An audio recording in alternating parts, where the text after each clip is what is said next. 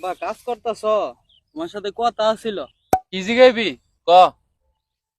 আব্বা আমার 100 টাকা লাগবো। এই বেটা চল চল, কি শুরু করছিস? টেহা আছে আমার কাছে, যা টেহা নাই করাইস, কোনো টেহাটা দিয়ে দিতাম না।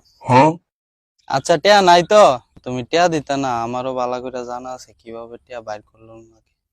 আচ্ছা যা, অনেক কাজ করতেছি, অনেক কোন ইয়া করতাম, পরে যা যা। আচ্ছা আব্বা টাকা লাগতো না, একটা কথা কই। ক।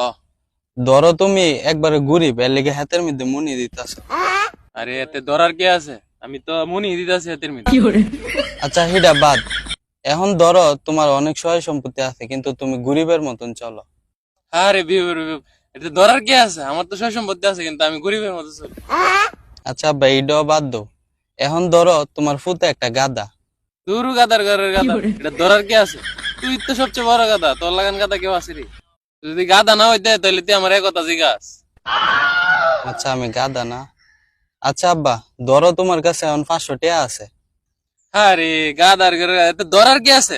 এই যে আমার কাছে তো 500 টাকা আছে, তাও চকচকা নোট। একটু আগে 100 টাকা চাইলাম দিলা না, এখন 500 টাকা করতে পারিছে আলার ফুত।